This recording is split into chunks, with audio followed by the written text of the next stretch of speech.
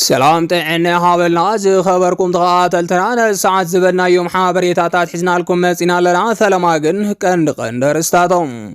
ምክትል ፕሬዝዳንት ግዚያዊ ምሕዳር ትግራይ ጀነራል ታደሰ ወረደ ዝኾነ አቶ አማኑኤል አሰፋ ተኸሲሶም አቶ ጌታቸው ረዳም ፕሬዝዳንት ጀነራል ታደሰ ወረደን ኣብ አዲስ አበባ ምይይጥ አካሂዶም ንጀነራል ጻድቃን ንምቕታል ፈተነ ዝገበረ በዓል ስልጣን መንነቱ ተፈሊጦም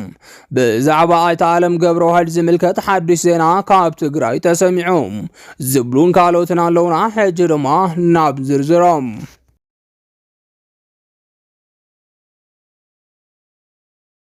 ምክትል ፕሬዝዳንት ግዚያዊ ምሕዳር ትግራይ ጀነራል ታደሰ ዝኾነ አይተ አማኑኤል አሰፋ ተኸሲሶም አይተ አማኑኤል አሰፋ ኣብ ሕጂ ሰዓት ኣብ ትግራይ ምክትል ፕሬዝዳንት ግዚያዊ ምሕዳር ትግራይን ምክትል ኣቦ ወንበር ውድብ ሕወሓትን ኮይኖም ኣብ መንግስትን ኣብ ውድብን ዝለዓለ በዓል ስልጣን ኮይኑ ይሰርሕ ከም ዘሎ ዝፍለጥ እዮም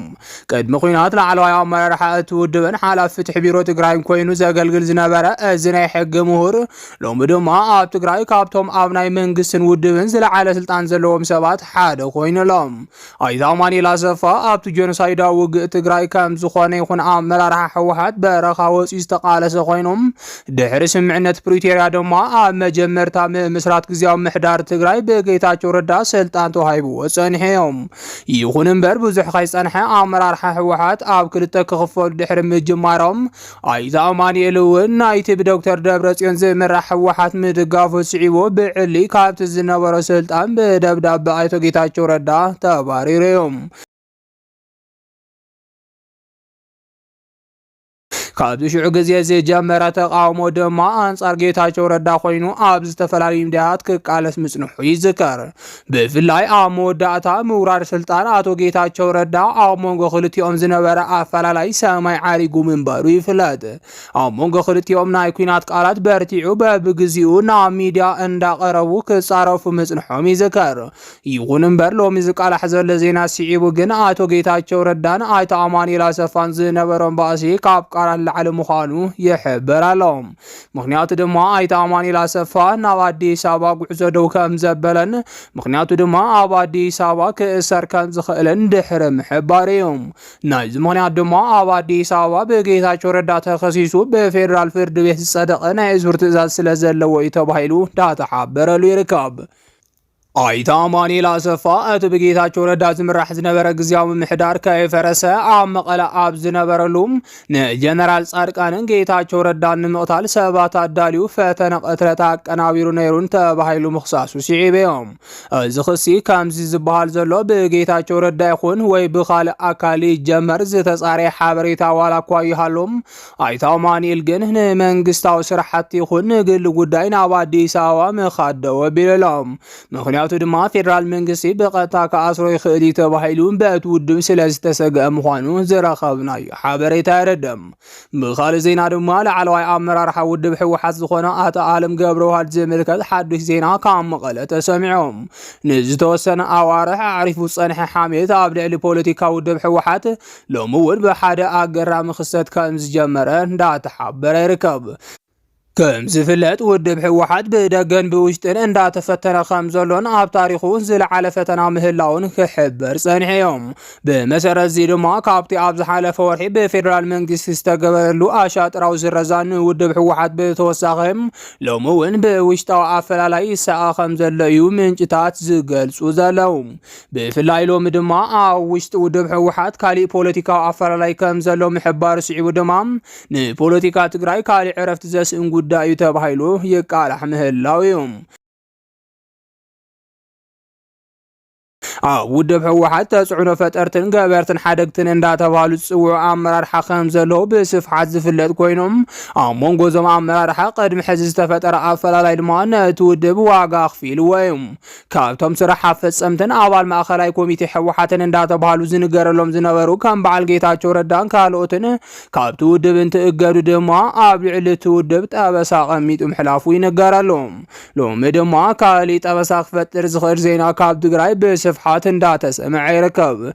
ዜና ድማ ሓደ ላዕለዋይ ኣመራርሓ እቲ ውድብን ኣብ ታሪኽ መሪሕነት ትግራይ ሽሙ ብስፍሓት ዝቃልሓ ናይ ሕወሓት ሰብ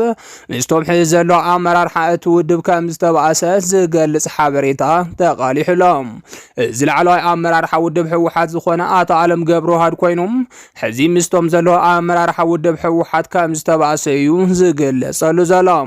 ናይ ዝባእሲ ምኽንያት ድማ ኣብዚ ቅድሚ ሕዚ ውድብ ሕወሓት ምክትል ኣቦ ወንበር ግዚያዊ ምሕዳር ትግራይ ካብ ናቶም ሰብ ክኾነሎም ንጀነራል ወዲ ወረደ ብዘቕረብዎ ሓሳብ ኣብ ክንዲ ኣይተ ዓለም ኣቶ ኣማንያል ኣሰፋ ምቕራቦም ስዒበዮም ወላ እኳ ኣብቲ ዝሓለፈ ሰሙን ሓዱሽ ስልጣን ኣብ ግዚያዊ ምሕዳር ብጀነራል ታደሰ ከም ዝተዋሃበ እንተተገለጸሎም ሎሚ ግን ኣቶ ኣማንያል ዝምልከት ዝወፀ ዜና ምስ ዓለም ገብረዋህድ ኣተሓሒዞም ናብ ጸለመን ዘምርሕ ኣጀንዳ ብዝተፈላለዩ ሓይልታት ተጀሚሩሎም እዚ ዋላ እኳ ጸለመን ናይ ስርዓት ብልጽግና ተባሂሉ ብስፍሓት ዝቃልሕ ዘሎ ዜና እንተኾነም እቲ ኣብ ልዕሊ ጌታቸውን ጀነራል ጻድቃንን ብኣቶ ኣማንያል ኣሰፋ ተመኪሩ ዝተባሃለ ፈተነ ቅትለት ዓለም ገብረዋህድ ምስክር ምዃኑ እዩ ዝግለጽ ዘሎም ናይዚ ምኽንያት ድማ ስልጣን በአቶ አማኑኤል አሰፋ ተሓዲገ ለኹ ኢለ ስለ ዝኣምን እዩ ብባል ናይ ማእኸል ዓዲ ሚድያታትን ሓደ ተጋሩን ከቃልሑ ጀሚሮም ኣለው። አቶ ጌታቸው ረዳን ፕሬዝዳንት ጀነራል ታደሰን ኣብ አዲስ አበባ ምይይጥ አካሂዶም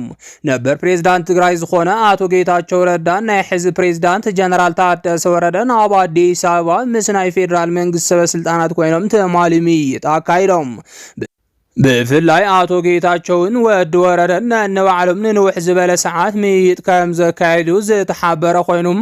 አጀንዳኦም ድማ ብዛዕባ ህልው ኩነታት ትግራይ ምንባሩ ተሓቢሩሎም። ከም ዝፍለጥ አቶ ጌታቸው ረዳ ቀድሚ ሕዚ ካብቶም መፈንቅለ መንግስት ገይሮም ለይሉ ዝኸሰም ኣመራርሓ ትግራይ ሓደ ጀነራል ታደሰ ምዃኑ ብተደጋጋሚ ክሕበር ጸኒሖም።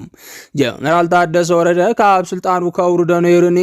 መፈንቅለ መንግስቲ የተሓብር ነይሩ እዩ ከምኡውን ፕሬዝዳንት ትግራይ ኣብ ዝነበር ኩሉ ግዜ ሓገዝ ኣብ ዘድልየኒ ሰዓት ስልኪ ዓፅዩ ይጠፍእ ነይሩ ብምባል ከም ዝኸሰሶ ይዝከር።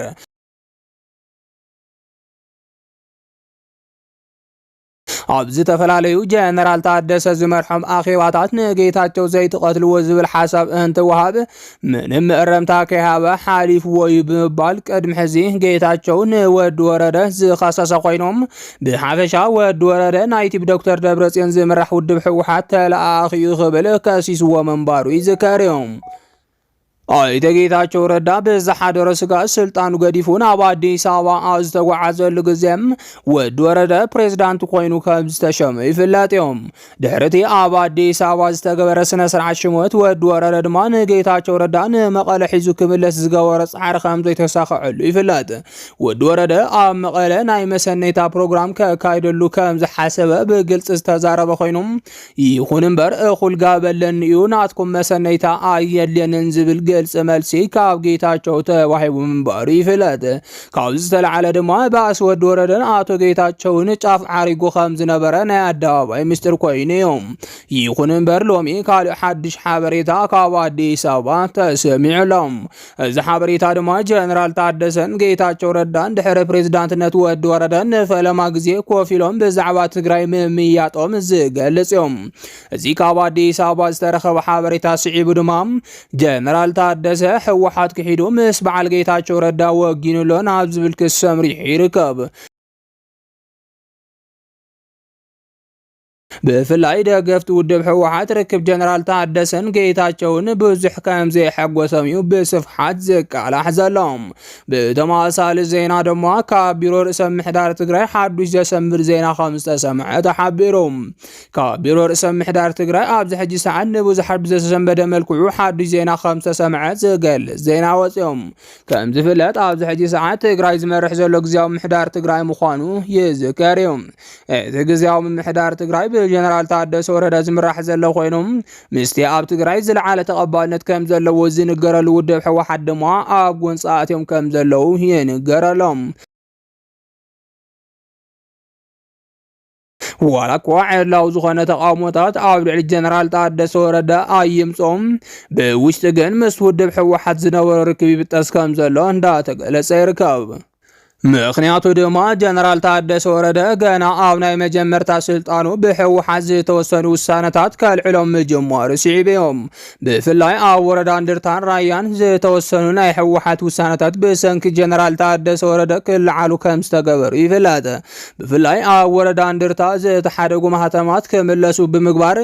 ዝነበረ ብሕወሓት ዝተሸመ ምሕደራ ክወርድ ብምግባር በቲ ቅድሚ ሕዚ ጌታቸው ረዳ ዝሸሞም ኣመሓደርቲ ክትክኡ ገይሩዎም እዩ።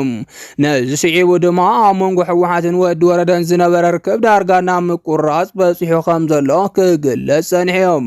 ካብዚ ዝተለዓሉ ተንተንቲ ፖለቲካ ትግራይ ከም ዝሕብርዎም ጀነራል ታደሰ ወረደ ምስ ሕወሓት ምባኣሱ ዝቕፅለሉ እንተኮይኑ ዕጫ ፕሬዝዳንት ነበር ትግራይ አቶ ጌታቸው ረዳ ክበፅሖ ከም ዝኽእል ይገልጹ ኣለው። ምክንያቱ ድማ ዝበዝሐ ኣመራርሓ ሰራዊትን ፖለቲካ ኣመራርሓን ትግራይ ኣብ ጎኒ ሕወሓት ምዃኖም ስዒቦም ጀነራል ታደሰ ወረደ መሓውር ዘይብሉን ዓቕሚ ዘይብሉን መራሒ ኮይኑ ክተርፍ ወይ ድማ ጠቕሊሉ እቲ ስልጣን ንኽለቅቕ ዘኽእለ ስጉምቲ ክውሰደሉ ምዃኑ እንዳተገለጸ ይርከብ። ሎሚ ድማ ንጀነራል ታደሰ ወረደ ምስ ሕወሓት ከጠማምቶ ዝኽእል ካሊእ ሓድሽ ዜና ካብ ኣዲስ ኣበባ ተሰሚዑሎም። እዚ ሓድሽ ዜና ድማ ጀነራል ታደሰ ወረደ እቲ ምስ ሕወሓት ጸላኢ ኮይኑ ዘሎ ጌታቸው ክመያየጥ ክርአ ምጅማር እዩ። እዚ ብደገፍቲ ሕወሓት ዝቐረበ ክሲ ድማ ኣብዚ ሕጂ ሰዓት ንጀነራል ታደሰ ወረደ ዘጥቅዕ ምዃኑ ብስፍሓት እንዳተቃልሐሉ ይርከብ። ዝኸበርኩም ተኸታተልትና ነዚ ሰዓት ዝበልናዮም ሓበሬታታት ነዚኦም ይመስሉ ነይሮም። ንምክትታልኩም ካብ ልቢ ነመስግን።